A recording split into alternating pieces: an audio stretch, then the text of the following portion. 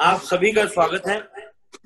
जैसा कि आपको पहले ही सूचित कर दिया गया था कि पिछले साप्ताहिक जो हमारा ये कार्यक्रम था उसके भाग 2 के रूप में उनके संस्कार विधि तक हम सीमित रहे।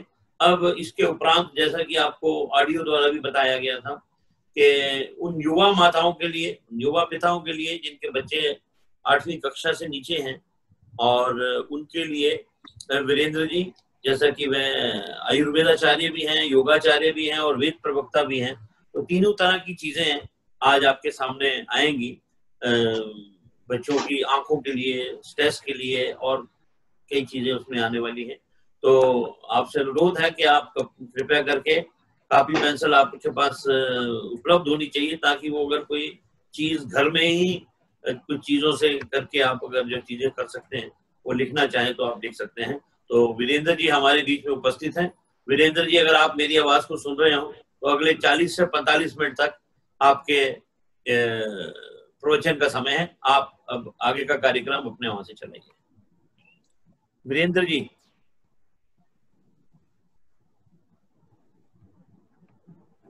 सैगल जी, मैं अभी एक बार आप सबसे निवेदन करूंगा कि एक बार हम सब मिलकर के पवित्र ओम की ध्वनि का नाद करें, ताकि अपनी चित्त वृत्तियों को हम सब एकाग्र कर सकें।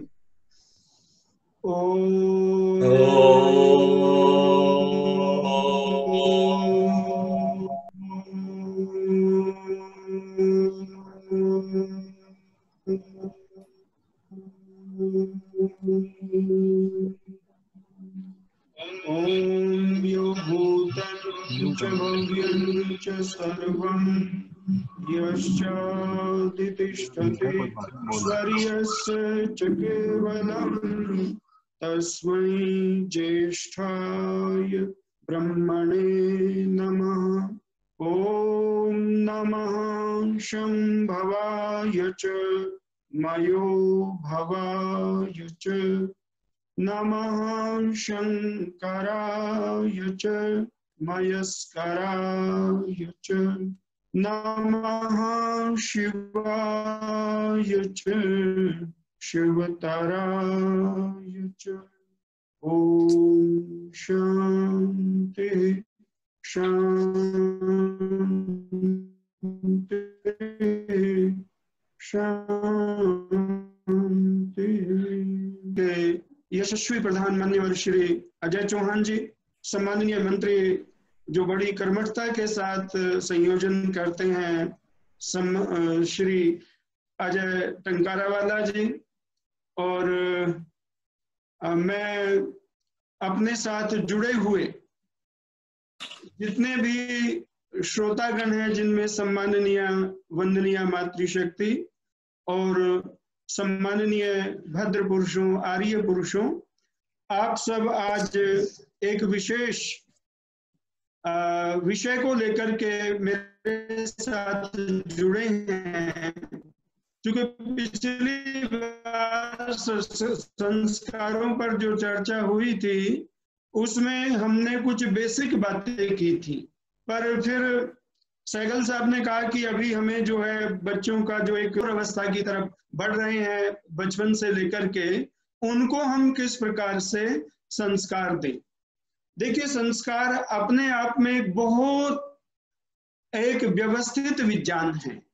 ऐसा विज्ञान है जो मनुष्य के निर्माण की संपूर्ण कला को अपने अंदर सहेजे हुए है।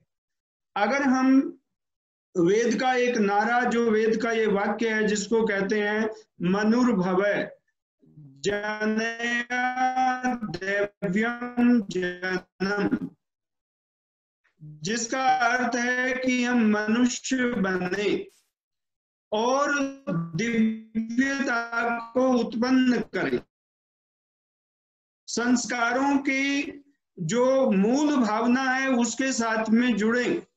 संस्कार उद्देश्य के साथ होते हैं, क्योंकि हमने अपनी संतान को गुणी बनाना है, यशस्वी बनाना है, धर्मात्मा बनाना है, शौर्यवान बनाना है, बलवान बनाना है, तो उसी के अनुरूप हमें उसको संस्कार देने पड़ेंगे। कई बार हम क्या होता है कि उद्देश्य को सामने रख करके नाम तो उस तरह के रख देते हैं, पर नाम के अनुरूप जब गुण नहीं आ पाते तो वह भी एक शर्मिंदगी का कारण बनता है। मान लिया किसी का नाम हमने माता पिता ने रखा बलवान या शेर सिंह रखा या विवेक रख दिया या धीरज रख दिया, और पता चला कि वो गुण के सर्वथा विरुद्ध है, वहां उस गुण का समावेश नहीं उस व्यक्ति के व्यक्तित्व में, तो तब जाकर के नाम उपहास का कारण बन जाता है। इसलिए मैं ये निवेदन करूं कि जो माता पिता की भावना और उनका जो स्वप्न अपनी संतान को लेकर के है कि उनकी संतान किस प्रकार की हो, और वो उसमें कैसी प्रतिभा हो, कैसी बुद्धि हो, कैसा विवेक हो, कैसीता हो, वाणी का व्यवहार कैसा हो, कर्म का व्यवहार कैसा हो, ये सब चीजें हम जो शिष्टाचार और सदाचार है ये सब हम देते हैं अपने संस्कारों के द्वारा। संस्कार सीधी सी बात है, जैसे आप स्वर्ण से अलंकार बनाते हैं, अंगूठी का संस्कार देते हैं तो उसी धातु से अंगूठी बन जाती है, हार का संस्कार देते हैं तो गले का हार बन जाता है। उसी प्रकार से हम जैसा संस्कार देंगे उसी प्रकार के व्यक्तित्व का निर्माण होगा। तो इसके पीछे मैं आपसे ये निवेदन करूं कि इन संस्कारों में सबसे पहली भूमिका इस छोटी उम्र के अंदर माता और पिता की है। और इसमें सबसे पहली बात मैं ये निवेदन करना चाहता हूं आपके समक्ष, पिछली बार अजय जी ने एक बात कही थी कि किस उम्र में बच्चे को डांटना चाहिए, कब उसको प्यार करना चाहिए, कब उसको दूसरी प्रेरणाएं देनी चाहिए। तो देखिए उस विषय में बहुत अच्छा मार्गदर्शन का भी एक बड़ा स्पष्ट मत है। उन्होंने लिखा कि पंचवर्षाणि लाड़येत्, आरंभ के जो 5 वर्ष हैं उसमें बच्चे को भरपूर स्नेह मिलना चाहिए। अगर बच्चे को भरपूर आपका स्नेह नहीं मिला, दुलार नहीं मिला, प्यार नहीं मिला, तो उसका जो मानस है और उसका जो कोमल अंतःकरण है वो सुविकसित नहीं हो पाएगा, वो कुंठित हो जाएगा। इसलिए बहुत आवश्यक है कि हम बच्चे को उस अवस्था में उतना स्नेह दें कि वो प्रफुल्लित रह सके, वो अंदर से मग्न रह सके, उल्लसित रह सके, और उल्लसित भाव में उसके मानस का विकास हो। वो उसके अंदर के विकास के लिए वो उत्साह बहुत जरूरी है। कई बार हम क्या करते हैं, घरों में बच्चा ने किसी चीज को लेकर के जिद की, तो जिद करते ही हम बच्चे के अंदर कोई भय दिखा करके उस जिद से उसे पीछे हटाना चाहते हैं।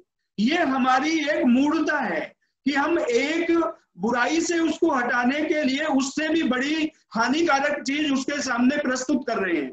यानी कि यदि हम बच्चे के अंदर भय का संस्कार डाल रहे हैं, उस समय पर बच्चे के अंदर इस प्रकार की भावना डाल रही है जिससे वो अंदर से संकुचित हो जाए, तो ये निश्चित रूप से उसके व्यक्तित्व में एक बहुत बड़ी जाकर के एक निगेटिव नकारात्मक भूमिका वो आगे तक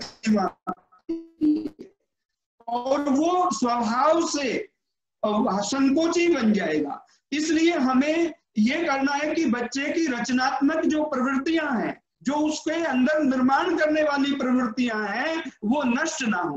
तो उसके लिए हमें क्या करना है कि बच्चे को भय से नहीं रोकना। अगर जिद करता है कोई भी, कई बार कुछ चीजों को लेकर के जिद करता है, और ये बचपने में ये चीजें बहुत आम है, हर घरों में होती हैं, तो माता पिता क्या करते हैं, शुरुआत में तो कहते हैं 1-2 बार ना करेंगे, 3 बार ना करेंगे, 4 बार ना करेंगे, फिर कहेंगे चलो नहीं मान रहा तो दे दो, कोई बात, उसकी बात मान लेते हैं। अब बच्चे का जो अंतर मन है वो भाप रहा है, उसके मन में सबकी अलग अलग छवि बन रही है, माँ की अलग छवि बन रही है, पिता की अलग छवि बन रही है, घर के दूसरे लोगों की जैसा जिसका व्यवहार है वैसी वैसी उनकी इमेज उसके मन में डेवलप होती जा रही है। तो जैसी छवि हम आचरण करते जाएंगे वैसे उसके अंदर छवि जो है वो निर्मित होती जाएगी। अब हमने ऐसी छवि बना दी है कि अगर भाई 1 बार कहोगे तो हम मना करेंगे, 2 बार कहोगे तो मना करेंगे, और फिर तीसरी बार कहोगे तो फिर हम हाँ हाँ कर देंगे। तो बच्चा समझता है कि इनके ना करने का कोई मतलब नहीं है। अगर इन्होंने ना किया है, मुझे मना किया है किसी चीज को, तो बच्चा ये समझता है कि मैं 2-4 बार अंदर से अगर जिद करूंगा, आग्रह करूंगा, तो वो चीज मुझे उपलब्ध हो जाएगी। अगर बच्चे के लिए आप हानिकारक समझते हैं उस चीज को, वो कोई भी वस्तु हो सकती है, खाने पीने की चीजों से लेकर के खेलने तक की चीजों में, अगर आप हानिकारक समझते हैं तो एक बार ना करके अपनी बात पर दृढ़ हो जाइए। शुरू में थोड़ा सा जरूर आपको ये लगेगा, पर बच्चे के अंदर ये इमेज बैठ जाएगी कि ना का मतलब ना होता है, और जो चीज देनी है वो शुरू में ही दे दीजिए।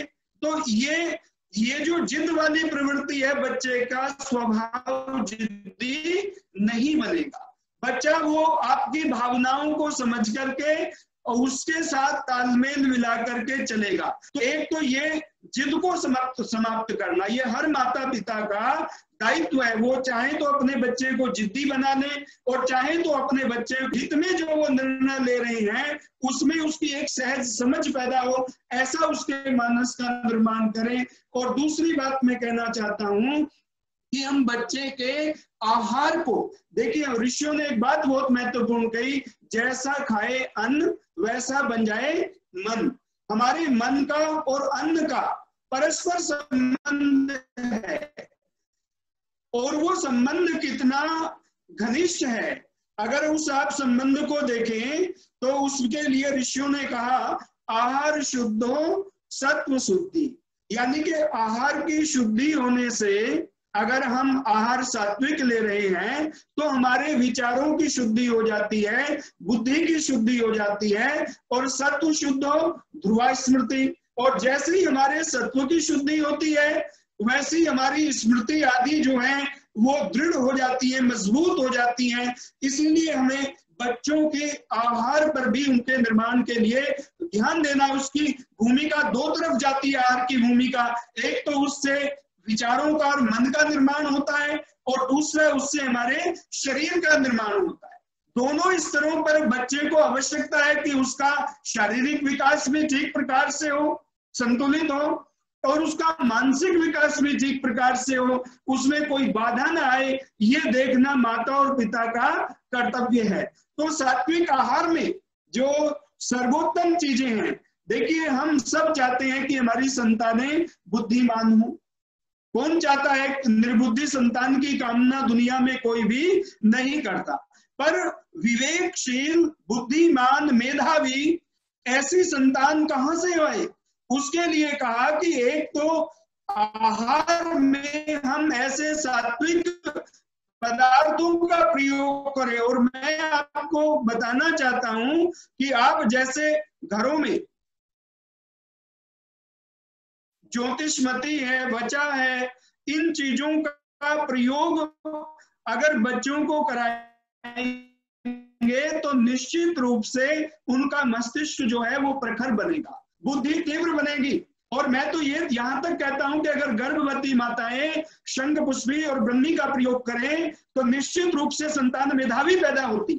तो ये सूत्र हमें ध्यान में रखने चाहिए, और ये ऋषियों का अनुभूत प्रयोग है कि जो व्यक्ति मेधा शंख पुष्पी का प्रयोग करता है, जो व्यक्ति ब्रह्मी का प्रयोग करता है, ज्योतिषमती, वचा आदि औषधियों का प्रयोग करता है, उनको स्मृति भी प्रबल होती है, और उनकी बुद्धि में तार्किकता आती है, उनकी बुद्धि में प्रखरता आती है, मस्तिष्क उससे प्रबल बनता है। तो इनको आयुर्वेद में कहा गया बुद्धिवर्धक औषधि।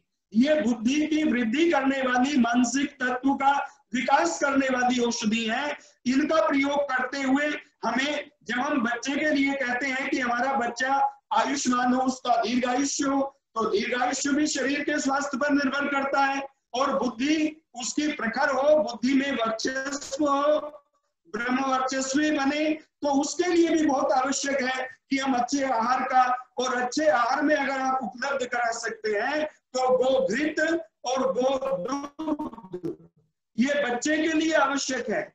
और बच्चों के लिए किशोर अवस्था में घृत का प्रयोग बहुत आवश्यक है।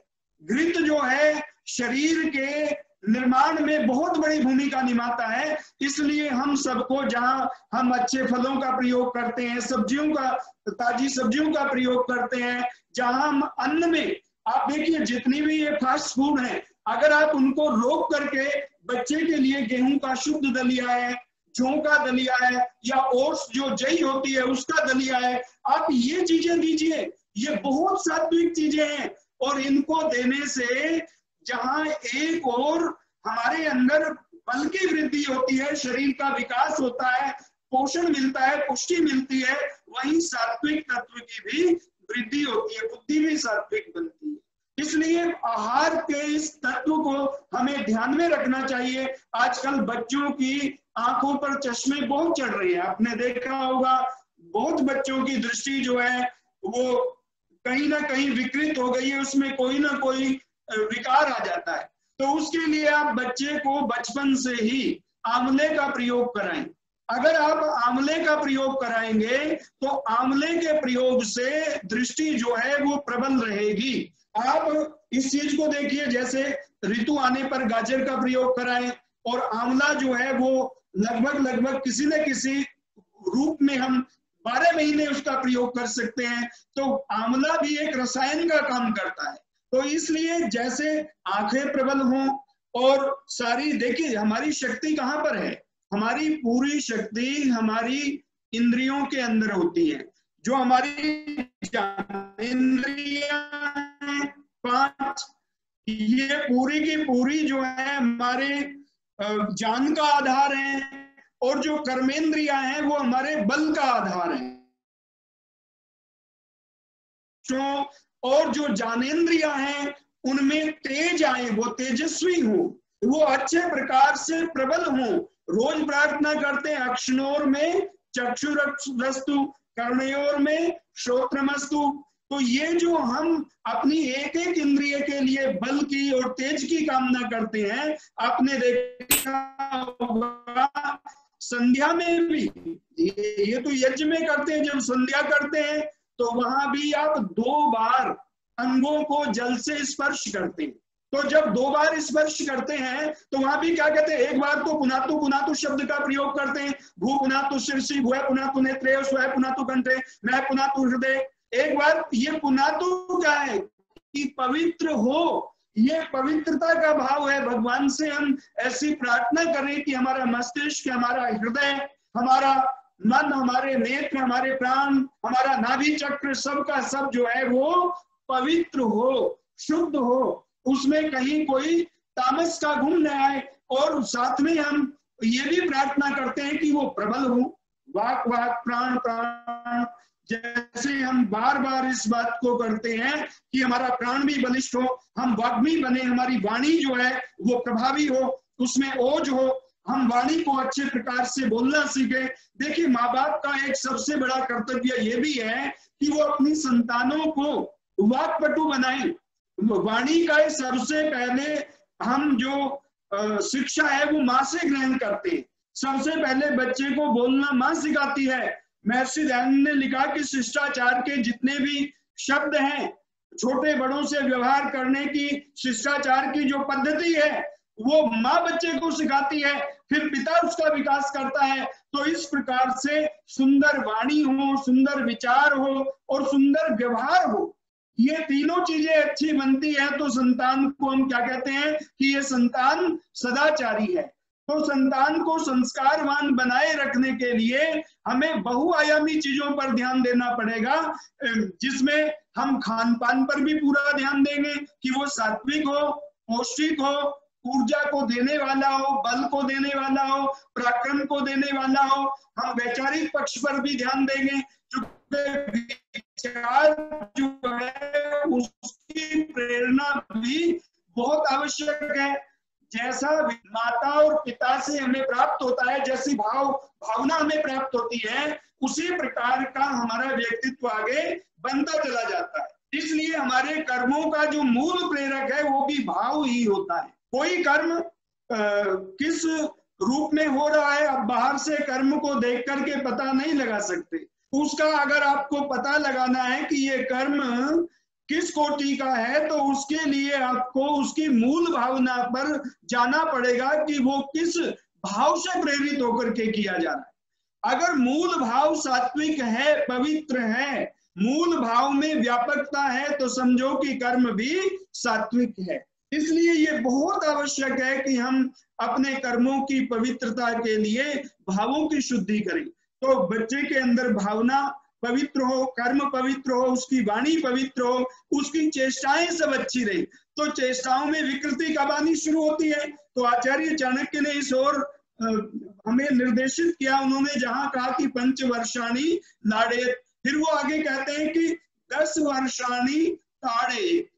5 वर्ष के बाद जो अगले 10 वर्ष हैं, उसमें बच्चे के अंदर कुछ ऐसी प्रवृत्तियां पैदा होती हैं कि समझ कम होती है, ऊर्जा का स्तर बढ़ता है, तो बच्चा कुचेष्टाओं की तरफ जा सकता है, बच्चा कहीं ना कहीं बुरी आदतों की तरफ जा सकता है, उसकी जिद जो है वो बड़े स्तर पर आ सकती है।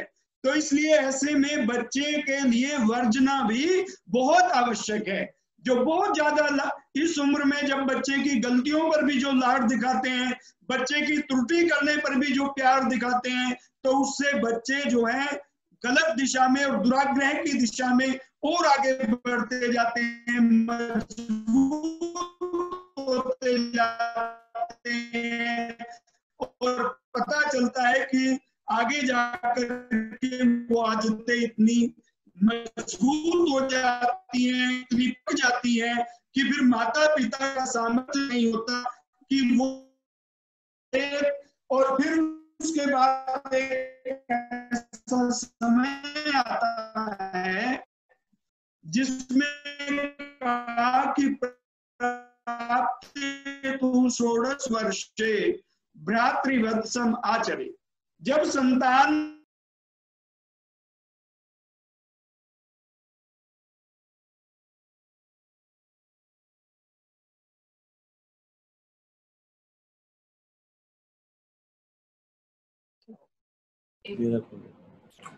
ओपन। वीरेंद्र जी, आपका कनेक्शन लॉस्ट हो गया जी, आपकी वो नहीं आ रही, जो 4G या 3G जो भी आपके पास है, या ACT जो भी है, वो काम नहीं कर रही।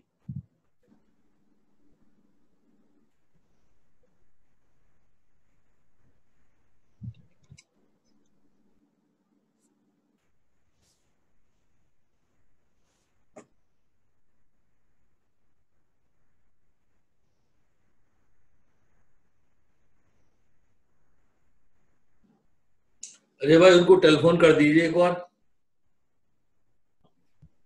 अरे भाई। हाँ जी, वही कर रहा हूँ जी, उनको टेलीफोन करके ना। हाँ जी, हाँ जी। वीरेंद्र जी, स्पीच तो बढ़िया चल रही थी। हाँ, तो आप बिल्कुल, आपकी आवाज भी गई और फोटो भी गई।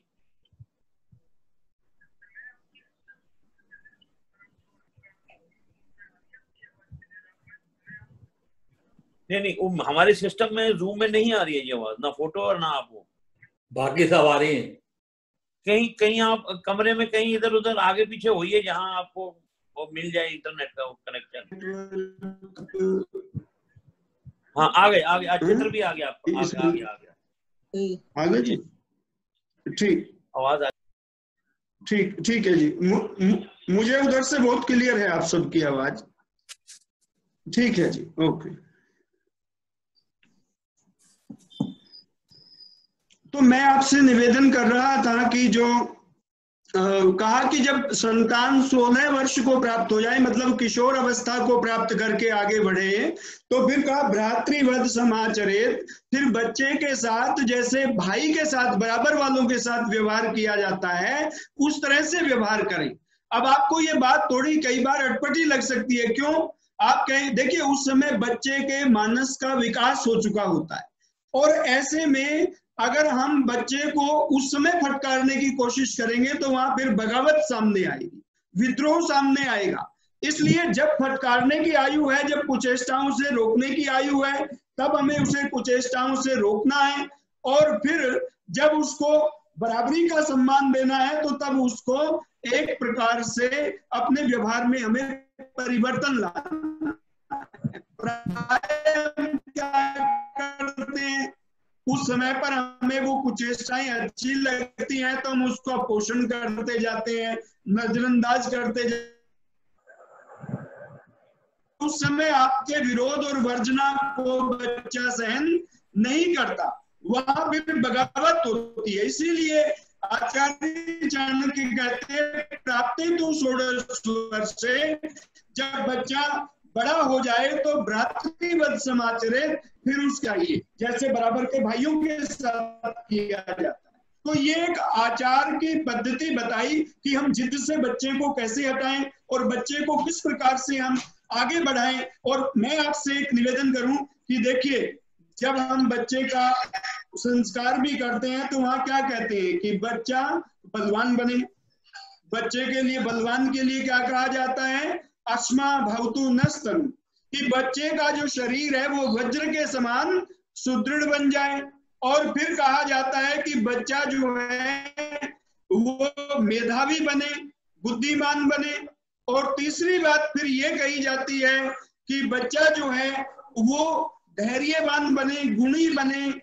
जैसे हम कहते हैं कि धैर्य, शौर्य, नीति, विनय, पराक्रम, बल, ये जो शुभ गुण है ये बच्चे में आ जाए। तो कौन नहीं चाहता ऐसे अच्छे व्यक्तित्व के बच्चों का माता पिता बनना। पर ये सारे अच्छे गुण संजोने के लिए आपको बच्चों को संस्कार की उस प्रक्रिया से निकालना पड़ेगा, संस्कार की उस प्रक्रिया का हमें पालन करना पड़ेगा। इसलिए मैं निवेदन करूं कि हम सबको अपने जीवन में उन अच्छी आदतों को, उन अच्छे व्यवहारों को खुद भी धारण करना है। क्योंकि बहुत सारी चीजें हमारे व्यवहार को देख करके बच्चे सीखते हैं, तो हमें उन त्रुटियों से, उन दोषों से स्वयं भी दूर रहना है। देखिए, हमारे यहाँ शिक्षक के लिए एक शब्द बोला जाता है। क्या शब्द बोलते हैं? आचार्य। क्यों बोलते हैं? शिक्षक बोल सकते हैं, गुरु बोल सकते हैं। आचार्य शब्द क्यों बोला जाता है शिक्षक के लिए? वो इसलिए चूंकि वो अपने आचार से, व्यवहार से सिखाता है। जो केवल शब्द से सिखाए, वाणी से सिखाए, वो आचार्य नहीं हो सकता। आचार्य वही हो सकता है जो हमें अपने अच्छे व्यवहार के द्वारा, जिसका मन, वचन और कर्म जो है, तीनों जो है शुद्ध हो, पवित्र हो, और जो अपने सदाचार से, पवित्र आचरण से अपनी संतानों को या अपने शिष्यों को अपना अनुकरण करने की शिक्षा दे सके, उसको हम आचार्य कहते हैं। तो आचार जो ग्रहण कराता है। इसलिए मेरा ये निवेदन है कि माता पिता भी अपने अंदर से अगर कोई भी त्रुटि है, जैसे मान लिया हम धूम्रपान करते हैं और हम बच्चों से कामना करें कि वो धूम्रपान न करें, हम मद्यपान करते हैं, हम बच्चों से कामना करें कि वो मद्यपान न करें, हम और कई प्रकार के व्यसनों में हैं। व्यसन वो होते हैं हमें अंदर से पकड़ लेती है। आपने देखा होगा जब व्यक्ति किसी भी बुरी आदत का आदी हो जाता है, जब वो उसके बिना रह नहीं सकता, तो उसे हम क्या कहते हैं? उसको हम बोलते हैं व्यसन। जो लग जाता है, जो व्यक्ति चाहकर भी उसको फिर छोड़ नहीं पाता। तो ये ऐसी चीजें अगर माता पिता में हैं तो निश्चित रूप से वो बच्चों के लिए आचार्य का काम नहीं कर सकते। हम कहते हैं कि माँ सबसे पहली गुरु है, आचार्य है, पिता गुरु है, आचार्य है। तो इसलिए अपनी संतानों का अच्छा निर्माण करने के लिए हमें स्वयं भी अच्छे गुणों को धारण करना पड़ता है, अच्छे आचरण का स्वामी बनना पड़ता है। हमारा मन, हमारा व्यवहार, हमारी वाणी सब संस्कारित होनी चाहिए। अगर ये अच्छा है तो बच्चे पर बिना कहे भी अच्छा असर पड़ेगा। तो संस्कार की प्रक्रिया जिन चीजों से होकर के गुजरती है वो स्तंभ है माता पिता, आचार्य, और एक बड़ा रोल होता है जीवन में हमारी मित्र मंडली का, जो हमारी विद्यालय के द्वारा मिलती है या आस पड़ोस के द्वारा मिलती है, या आजकल और भी कई माध्यम बन गए हैं फ्रेंड सर्कल बनाने के, तो वो भी हमारे जीवन पर बहुत बड़ा प्रभाव डालता है। तो हम अपने जीवन में किस प्रकार से, क्योंकि वहां से भी संस्कार आएंगे, उन संस्कारों को भी हम रोक नहीं सकते। जैसे जैसे हमारे संपर्क में मित्र है, फ्रेंड है, हम उनको प्रभावित करेंगे, वो हमें प्रभावित करेंगे, तो थोड़ा थोड़ा प्रभाव एक दूसरे का एक दूसरे पर पड़ना निश्चित है। क्योंकि जब 8 घंटे 10 घंटे 4 घंटे 6 घंटे आप किसी के सानिध्य में रहेंगे तो उसका प्रभाव हमारे ऊपर पड़ना बहुत स्वाभाविक है। तो इन तीनों वहां के प्रभाव को हम एकदम नहीं रोक सकते, पर अपने घर के वातावरण को हम अच्छा बना सकते हैं। वहां से अच्छे संस्कार, अच्छी शिक्षा, अच्छी प्रेरणा, अच्छी भाव और भावना दे करके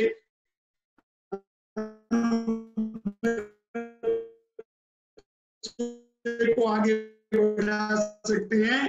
तो मेरा एक ही कहना है कि माता पिता को 3 कर दी। सबसे पहले महर्षि ने शारीरिक उन्नति को रखा कि बच्चे का विकास हो। दूसरा ध्यान बच्चे के मानसिक विकास पर, सामाजिक विकास पर रखे, जो उसके सिविलाइजेशन की प्रक्रिया है,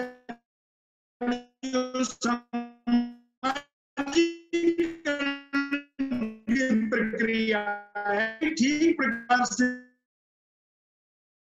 से कोई जड़ों से कट जाता है, तो हमें अपनी जड़ों से जुड़े रहना बहुत आवश्यक है।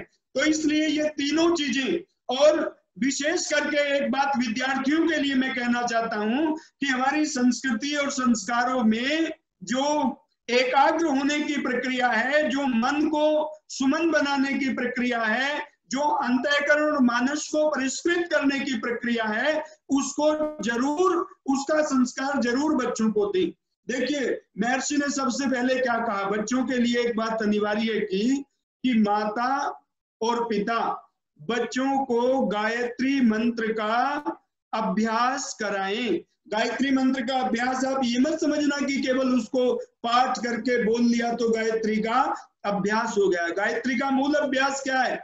धियो यो न प्रचोदयात्, जिसमें हम कहते हैं कि हे परमेश्वर, हमारी बुद्धियों को आप सन्मार्ग की प्रेरणा दे, हमेशा ये भावना रहे। और उसमें एक शब्द जो अत्यंत महत्वपूर्ण है वो है धीमहि।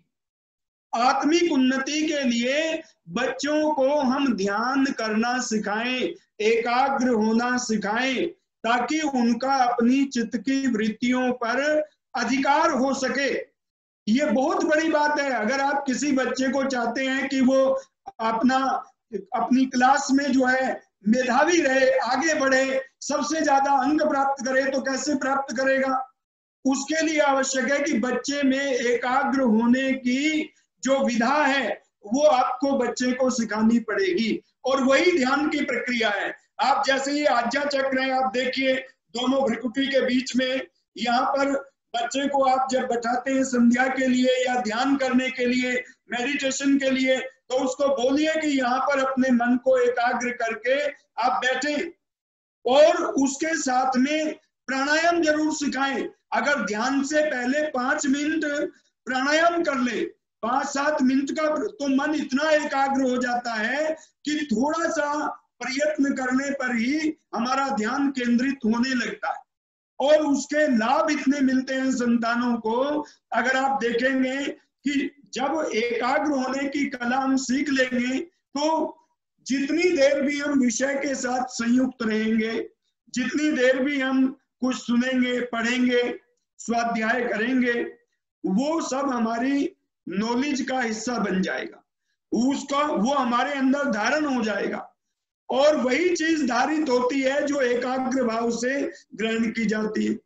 तो ये एकाग्र भाव आता है इससे। मेरा आप सबसे निवेदन है कि हम बच्चों को ये अभ्यास प्रतिदिन सिखाएं। सुबह शाम जब भी आपको समय लगे उसको थोड़ी देर 5 मिनट मेडिटेशन के लिए बैठाइए। और आज्ञा चक्र में ध्यान करने से नेत्र ज्योति भी ठीक रहती है और साथ में उसकी एकाग्रता बढ़ने से बच्चे के अंदर स्मृति बढ़ती है, उसकी तार्किकता बढ़ती है और विषय पर गहरी पैठ होती है। देखिए, जो जिसे आप चिंतक कहते हैं ना, जो थिंकर्स जो पैदा होते, हर व्यक्ति थिंकर्स नहीं होता। बहुत लोगों की जो सोच है, कई लोगों की बहुत उतली होती है, पर अगर आप एकाग्र होना सीख सके तो आप गहन चिंतन कर सकते हैं, आप गहन मनन कर सकते हैं, आप बहुत गहराई के साथ तत्व को समझ सकते हैं, जिसको सूक्ष्म बुद्धि कहते हैं, जो विश्लेषण करती है, जो तत्व का निर्णय करती है। ऐसी सूक्ष्म बुद्धि हम बच्चों के अंदर ध्यान के द्वारा, देखिए गायत्री मंत्र को बुद्धि का मंत्र क्यों कहा जाता है? इसका जो ये धीमहि शब्द है, ये हमें ध्यान करने की प्रेरणा देता है। अगर हम रोज ध्यान करते हैं तो समझो कि ये गायत्री का एक व्यवहारिक रूप हमारे अंदर उतर रहा है। और ये व्यवहारिक रूप अगर हमने समझ लिया, प्रतिदिन ये ध्यान कराया, तो मैं कहता हूं कि जितना स्वाध्याय आप 6 महीने में करते हैं, जिस बच्चे ने ये एकाग्र होने की कला सीख ली, वो 1 या 2 महीने में उतनी विद्या ग्रहण कर सकता है। ये अद्भुत कला है। इसलिए मेरा ये निवेदन है कि सब अपने अपने बच्चों को इस ध्यान की प्रक्रिया से जोड़ें। ये केवल भारतीय संस्कृति में ये विधा है, ये विधा केवल पतंजलि योग दर्शन की है। दुनिया में ये एकाग्र होने की, ध्यान की विद्या और कहीं पर नहीं है। तो बच्चों को ध्यान के साथ जोड़ें। और अगर जैसा मैंने कहा 5 मिनट पहले, अगर आपने डीप ब्रीथिंग करा दी या थोड़ा सा कुंभक और रेचक जो है, बाह्य कुंभक और आभ्यंतर कुंभक बच्चे को सिखा दिया, यानी कि थोड़ा प्राण का निग्रह करना विधिवत रूप से उसको ठीक से सिखा दिया, और वो रोज करेगा, तो ऋषि दयानंद को पढ़िए, वो कहते हैं कि इन प्राणायाम के करने से बुद्धि सूक्ष्म हो जाती है। और जिसकी बुद्धि में चीजें कम समझ में आती हैं, उसकी बुद्धि भी अच्छे प्रकार से जागृत हो जाती है, तो बुद्धि सूक्ष्म बनती है। और वो कहते हैं कि कठिन से कठिन विषय को भी आसानी से, सुलभता से वो व्यक्ति समझ सकता है। तो ये प्राणायाम कोई जटिल नहीं है, बहुत सामान्य अभ्यास है, जिनको करके हम बच्चों को मेधावी बनाए। चूंकि प्राण का सीधा असर पड़ता है हमारे नाड़ी तंत्र पर, और नाड़ी तंत्र ही जो नर्वस सिस्टम है, वो पूरा का पूरा नाड़ी तंत्र हमारे मस्तिष्क को ऊर्जा प्रदान करता है। और मस्तिष्क जब हमारा जागृत होता है, तेजस्वी बनता है। देखिए, हम सबके पास मानसिक ऊर्जा बहुत है, पर वो बिखरी रहती है। आप देखिए, बड़े से बड़ा बुद्धिमान व्यक्ति भी अपने मस्तिष्क का कभी पूरा उपयोग नहीं कर पाता। क्यों? क्योंकि उसमें एकाग्र होने की प्रक्रिया नहीं होती। जो जितना एकाग्र हो जाता है, वो अपनी बौद्धिक प्रतिभा को उतना ही जगा पाता है। भगवान ने बहुत बड़ी प्रतिभा देकर भेजा है, तो इसलिए प्राणायाम के माध्यम से उस प्रतिभा को जगाएं। प्राण केवल शरीर पर प्रभाव नहीं डालता। मनु महाराज ने बहुत अच्छा कहा, उन्होंने कहा ध्यायते धमाय माना नाम, जिस प्रकार से वो कहते धातु नाम च यथामदा ततेन्द्रियाणि धयन्ते दोषा प्राणस्य निग्रह। वो कहते हैं जैसे स्वर्ण को तपा करके शुद्ध बनाते हैं, खोट भस्म हो जाता है, उसी प्रकार से मन और इंद्रियां दोनों के दोष दूर करने हो। मन में बहुत सारे दोष होते हैं, इंद्रियों में भी दोष आ जाते हैं, उनको दूर करने के लिए, इसका अर्थ है कि शारीरिक और मानसिक दोनों व्याधियों को दूर करने के लिए प्राणायाम जो है वो परम औषधि है। तो उसको विधिवत ठीक प्रकार से अपने बच्चे को सिखाएं, तो उससे मानसिक विकास होगा, एकाग्र होने की जो प्रवृत्ति है उसकी वो बहुत तेजी के साथ बढ़ेगी, और वो विद्या में पारंगत हो सकेगा, व्यसनों से दूर हो सकेगा। आप कहेंगे व्यसनों से दूर कैसे हो जाएगा? देखिए, मन पर अधिकार होता है, वृत्तियों का वो स्वामी बनता है। प्राणायाम चित्त वृत्तियों को अधिकार करने में बहुत बड़ा सहायक है। हाँ जी, इसीलिए संध्या में अनिवार्य रूप से प्राणायाम को जोड़ा। संध्या में उसको उपासना के अंदर उसको जोड़ा। और ऋषि दयानंद कहते हैं कि 3 प्राणायाम तो न्यून से न्यून अवश्य करें। तो ये हमारे जहाँ शारीरिक विकारों को दूर करता है, वहीं मानसिक विकारों को भी दूर करता है। हमारा प्राण प्रबल होगा, हमारा मन स्वस्थ होगा और सुमन बनेगा, ऊर्जा से भरा रहेगा। जो बच्चे पॉजिटिव भाव से जीते हैं, ऊर्जा से भरे रहते हैं और जिनमें जिज्ञासा बनी रहती है हमेशा, जो जानने की इच्छा रखते हैं, जो सृजनात्मक होते हैं, क्रिएटिव होते हैं, जो कुछ ना कुछ नया करना चाहते हैं, तो ऐसे बच्चों को चाहिए कि वो इस प्राणायाम की विधि को और ध्यान की विधि को अवश्य सीखें। ये हमारे लिए संजीवनी का काम करेगी। तो मेरा यही निवेदन है कि जहां हमने आहार हमारा एक महत्वपूर्ण घटक है, उस पर माता पिता ध्यान देंगे। जितनी भी ये तामसिक आहार है, इनसे बच्चों को बचाएंगे। और दूसरा, आचरण से जो सिखाने की बात मैंने निवेदन किया, हम बच्चों के सामने अपने व्यवहार को भी समझ पूर्वक, ज्ञान पूर्वक और कैसे करें, सावधानी पूर्वक करें, क्योंकि बच्चे हमारे व्यवहार से ही सीखते हैं। और दूसरी बात मैं कहना चाहता हूं कि जो औषधियां हैं, जो भोज्य पदार्थ हैं, वो जो सात्विक है उनका प्रयोग करें। और साथ में जो औषधियां हैं, जो महर्षि पतंजलि ने ये लिखा है, वो कहते हैं कि औषधियों के द्वारा भी सिद्धि प्राप्त की जाती है।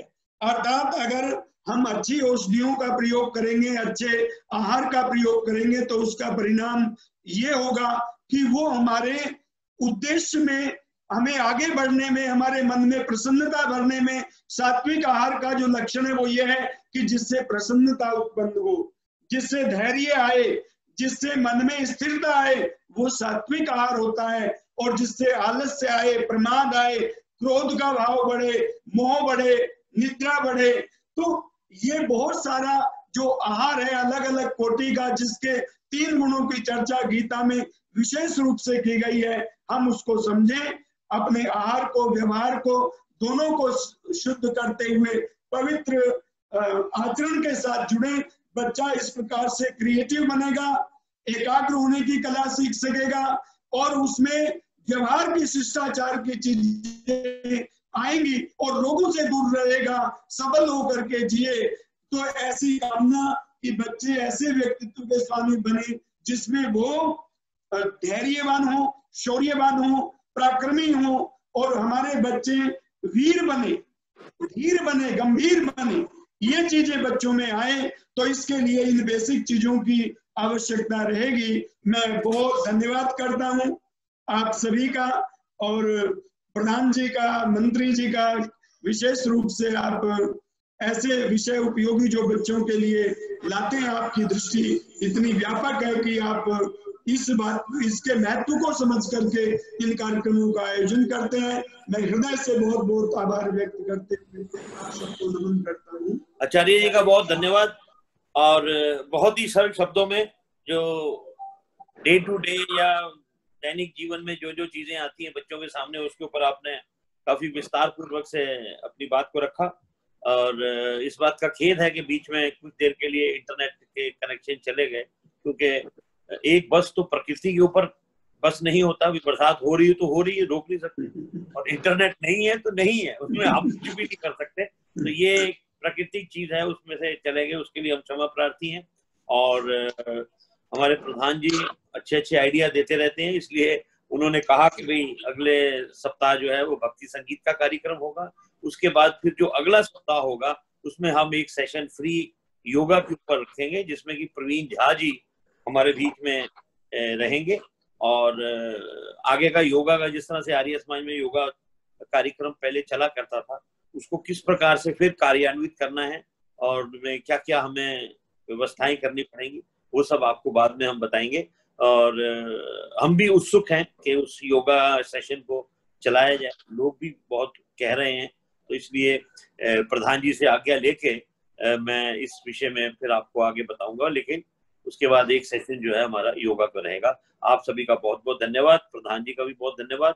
और जो आज हमारे पास ऐसे कुछ नए नाम आए हैं जो कि आज से पहले नहीं जुड़े हुए थे, उन सभी का भी मैं स्वागत करता हूं कि आर्य समाज के इस चैनल से आप जुड़े रहें और आपको अधिक से अधिक जानकारी इसी प्रकार की मिलती रहेगी, चाहे वो पारिवारिक हो, सांसारिक हो, सामाजिक हो, हर प्रकार की जानकारी आपको जो वेदों में से मिली है वो आपको मिलेगी। सबका बहुत बहुत धन्यवाद। शांति पाठ। धन्यवाद।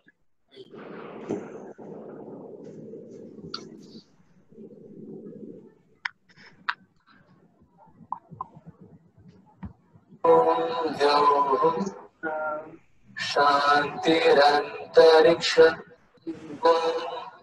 शांति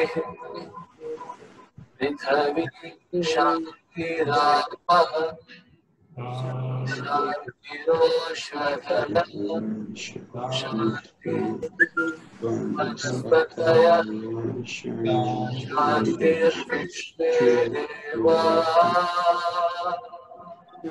शांति नमः शांति नमो शांति शांतिरेव शांति सामा शांतिरेव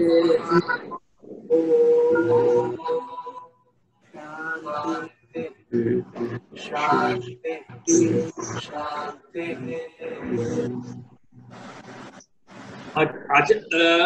विक्रम जी बहुत अच्छी स्पीच रही, बहुत अच्छा बोले। धन्यवाद चौहान साहब, बहुत बहुत। Each and every word was selected and everything जिस बच्चे ने सुन लिया, मैंने तो रिकॉर्ड करी है, वो बच्चों को दोबारा बार बार सुनाऊंगा कि जो बहुत अच्छी बात है। जबकि जहाँ तक बच्चे गायत्री मंत्र और ये सब चीजें ध्यान वगैरह सब लोग करते हैं, मैं जितनी बातें सीखी, बहुत सीखने वाली बात थी। बहुत धन्यवाद। धन्यवाद चौहान साहब, आपको बहुत बहुत आचार्य जी, बहुत सुंदर उद्बोधन था। बहुत दिन बाद आपका मैंने प्रवचन सुना। धन्यवाद बहन जी, धन्यवाद। धन्यवाद बहन जी, बहुत बहुत धन्यवाद।